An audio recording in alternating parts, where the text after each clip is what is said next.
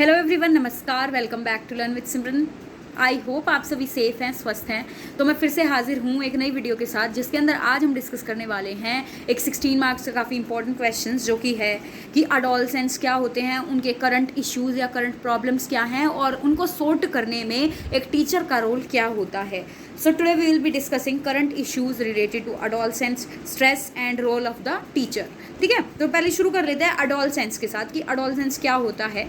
तो adolescents is the time period between 13 to 19। उनको teenager भी कहा जाता है अडोलसेंट्स को। और ये काफ़ी इंपॉर्टेंट और काफ़ी इमोशनल पीरियड होता है। ये काफ़ी अनस्टेबल होते हैं बच्चे इस पीरियड के अंदर। ठीक है, जो वेस्टर्न साइकोलॉजिस्ट्स हैं वो इस एज को टीनेज भी कहते हैं, और जो बच्चा इस एज से गुजरता है उसको टीनेजर कहा जाता है।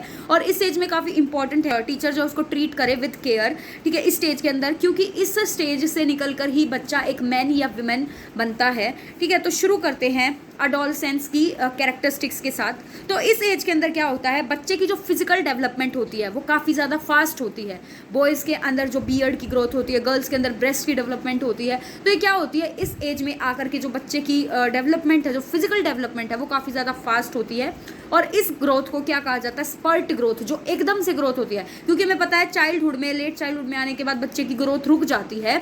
इन्फेंसी में बच्चा काफ़ी ग्रो करता है, फिर चाइल्डहुड में रुक जाती है, फिर अडोलसेंस में एकदम से जो बच्चे की ग्रोथ होती है, आपने देखा होगा बच्चे 10th 11th में आने के बाद एकदम से उनकी हाइट निकलती है। तो उस ग्रोथ को क्या कहा जाता है, उस ग्रोथ को स्पर्ट ग्रोथ कहा जाता है। अगली कैरेक्टरिस्टिक है कि इस एज में आने के बाद बच्चे की जो वॉइस है उसकी पिच चेंज हो जाती है। ठीक है, बच्चे की जो वॉइस है उसकी पिच चेंज हो जाती है। बॉयज़ की आवाज़ आपने देखा होगा काफ़ी भारी और काफ़ी बोल्ड आवाज़ हो जाती है बॉयज़ की। वहीं जो गर्ल्स हैं उनकी पिच काफ़ी शार्प हो जाती है, काफ़ी पैनी आवाज़ जो है लड़कियों की हो जाती है। अगला आता है बॉडी ऑर्गन्स डेवलप होते हैं, जैसे कि डाइजेस्टिव सिस्टम, हार्ट, इन सब का साइज भी ग्रो करने लगता है when our body grows in adolescence. अगला पॉइंट आ जाता है कि growth of hair in genital organs, की जो प्राइवेट पार्ट्स होते हैं, जो जेनाइटल ऑर्गन्स है, उनके अंदर जो ग्रोथ है हेयर की वो शुरू हो जाती है। गर्ल्स की मेंस्ट्रुअल साइकिल जो है वो स्टार्ट हो जाती है। अगला आ जाता है कि इस एज पीरियड में क्या होता है, इस टाइम पीरियड में क्या होता है कि जो बच्चे हैं वो इमोशनली बहुत ज़्यादा इनस्टेबल हो जाते हैं। ठीक है, इंस्टेबिलिटी आ जाती है इमोशंस की। और ये जो पीरियड होता है इसके अंदर बच्चे को रोल कन्फ्यूजन होता है कि मैं बड़ा हूँ या छोटा हूँ। क्योंकि हम बच्चे को कभी बोलते हैं कि तू छोटा है, तू ये काम नहीं कर सकता, कभी हम बोलते हैं कि तुम बड़े हो गए हो, तुम अभी ये काम नहीं करोगे। तो बच्चे के अंदर अपनी आइडेंटिटी को लेकर काफ़ी ज़्यादा कन्फ्यूजन लगा रहता है, और इसीलिए वो इमोशनली इनस्टेबल भी हो जाता है। वो छोटी छोटी बातों पर रो जाता है, छोटी छोटी बातों पर खुश हो जाता है। ठीक है, इस एज में बच्चे शाई फील करते हैं क्योंकि उनकी बॉडी पार्ट्स जो है डेवलप हो रहे होते हैं, तो बच्चा फील्स शाई इन दिस एज। ठीक है, अगला जो अडोलसेंट्स होते हैं, जो टीनेजर्स होते हैं, वो काफ़ी ज़्यादा मोरल और रिलीजियस फीलिंग्स उनकी डेवलप होती है अडोलसेंट एज में। सेक्सुअल फीलिंग भी स्टार्ट हो जाती है इस एज में आते आते। जब बच्चा 13-14 साल का हो जाता है तो उसके अंदर सेक्सुअल फीलिंग्स भी डेवलप होना शुरू हो जाती हैं। बच्चे हीरो वर्शिप करते हैं। ठीक है, बच्चा किसी को भी अपना हीरो मान लेता है, कोई प्लेयर हो या कोई भी हो, तो उसको अपना हीरो मानने के बाद उसी को वो इमिटेट करते हैं, उसी को फॉलो करने की कोशिश करते हैं इस एज में। इस एज में जो बच्चा होता है उसको बस ये होता है कि मैं वॉन्डरर बनूँ, मैं बस एक्सप्लोर करूँ नई नई चीज़ों को, मैं घूमूँ फिरूँ। तो ये एज होती है जहाँ पे बच्चा एक्सप्लोर करना चाहता है, वॉन्डर करना चाहता है। साथ के साथ जो बच्चा है वो एक्सपेक्ट करता है फ्रीडम। ठीक है, बच्चे को चाहिए क्या, फ्रीडम चाहिए होती है इस एज में आने के बाद बच्चों के अंदर। तो अब जान लेते हैं थोड़े से पॉइंट्स कि फिजिकल डेवलपमेंट किस किस तरह से होती है अडोलसेंस के अंदर। सबसे पहली जो फिजिकल डेवलपमेंट है, हमने बात की, हाइट वेट बढ़ता है बच्चे का। उसके बाद जो बोन्स है, बोन्स का डेवलपमेंट होता है 16 साल के बाद। और जो गर्ल्स हैं वो 16 साल तक काफ़ी मैच्योर हो जाती हैं, लेकिन जो बॉयज़ हैं उनको if we compare with girls थोड़ा ज़्यादा टाइम लगता है। साथ के साथ जो परमानेंट टीथ हैं वो इस एज में आके मतलब परमानेंट आ जाते हैं सभी के टीथ। अगले में आ जाता है पॉइंट कि ग्रोथ ऑफ हेयर, जैसे मैंने बताया कि जेनाइटल पार्ट्स में, जेनाइटल ऑर्गन्स में हेयर की ग्रोथ शुरू हो जाती है। चेंज इन वॉइस, बॉयज़ की पिच हाई हो जाती है, बोल्ड हो जाती है, वहीं गर्ल्स की जो पिच है वो काफ़ी शार्प हो जाती है। Development of breast in girls, साथ के साथ फिजिकल स्टेमिना बढ़ जाता है। जो बॉयज़ हैं वो फिजिकल एक्टिविटीज़ में इंक्लूड होने लगते हैं, तो फिजिकल स्टेमिना बढ़ता है। साथ के साथ डेवलपमेंट ऑफ डिजीज़, इस एज में आने के बाद आपने देखा होगा बच्चों को पिंपल्स होते हैं, एक्ने प्रॉब्लम होती हैं, गर्ल्स को मेंस्ट्रुअल साइकिल स्टार्ट हो जाती है, गर्ल्स एनीमिक हो जाती है, खून की कमी हो जाती है। तो इस एज के अंदर फिजिकल डेवलपमेंट के साथ साथ उनको काफ़ी ज़्यादा बीमारियां भी लगने के चांसेस होते हैं अडोलसेंस के अंदर।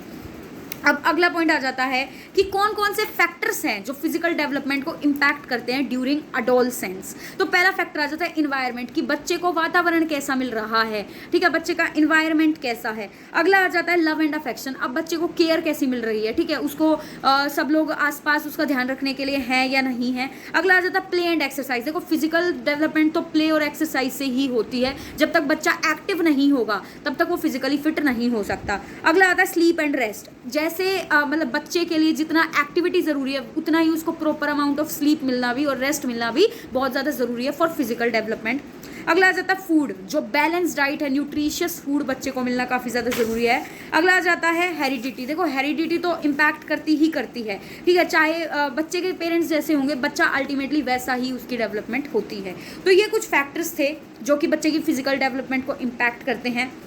अब उसके बाद चलते हैं कि टीचर का क्या रोल है एडोलसेंस एज में। हमने जाना कि बच्चा काफ़ी इनस्टेबल होता है, इमोशनली बहुत वीक फील करता है, फिजिकली भी उसकी डेवलपमेंट हो रही होती है, वो रोल को लेकर के कंफ्यूज होता है। तो इस समय पर जो टीचर है उसका क्या दायित्व बनता है, या एक टीचर को कैसे एक्ट करना चाहिए, एडोलसेंस के साथ कैसे बिहेव करना चाहिए।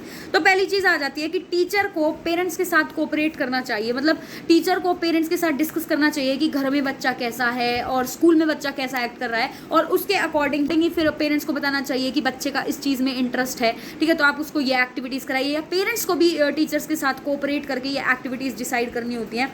अगला आ जाता है कि टीचर को क्लास में बच्चों को अपॉर्चुनिटी देनी है कि वो अपने इमोशंस को एक्सप्रेस कर सके, ठीक है, बच्चे क्या करते हैं अपने इमोशंस को दबा के रखते हैं, तो टीचर को उनको ऐसी अपॉर्चुनिटीज़ देनी है क्लास के अंदर ताकि वो अपने इमोशंस को वेंट आउट कर सके। अगला आ जाता है टीचर एंड आइडियल्स। देखो बच्चे जो हैं टीचर को अपना आइडियल मानते हैं, तो टीचर को एक आइडियल की तरह क्लास में एक्ट करना है जिसको देख करके बच्चे जो हैं इंस्पायर हों इस एज के अंदर, ठीक है। अगला आ जाता है टीचर एंड अफेक्शन।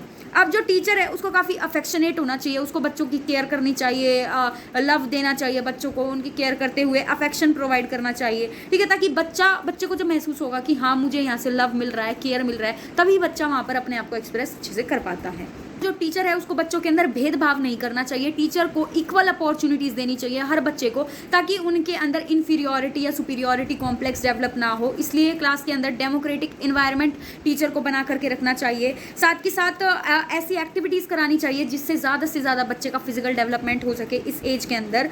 और साथ के साथ जो टीचर है उसको बच्चों को ड्यूटीज़ या फिर ऐसे टास्क असाइन करनी चाहिए जिससे कि बच्चे की जो लीडरशिप क्वालिटीज़ हैं वो डेवलप हो सके और बच्चा थोड़ा रिस्पॉन्सिबल खुद को फील करना शुरू करे, और जो उसका रोल कन्फ्यूजन वाला जो प्रॉब्लम होता है उसको वो थोड़ा बहुत समझ सके और फील करे अपने आप को कि मैं थोड़ा रिस्पॉन्सिबल हूँ या मैं किसी चीज़ में अच्छा कर सकता हूँ। तो इस तरीके से टीचर को बच्चों को रोल्स असाइन करने चाहिए।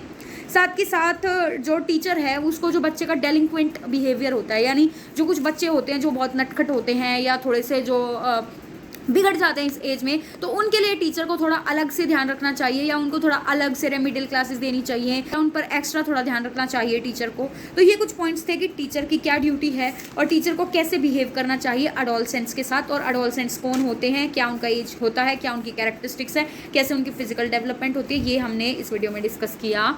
इस टॉपिक को आप अच्छे से क्लियर करके जाइएगा क्योंकि ये पेपर में क्वेश्चन बनता ही बनता है। Thank you so much for watching this video. Please support me by liking, sharing and subscribe to my channel. Thank you so much for watching.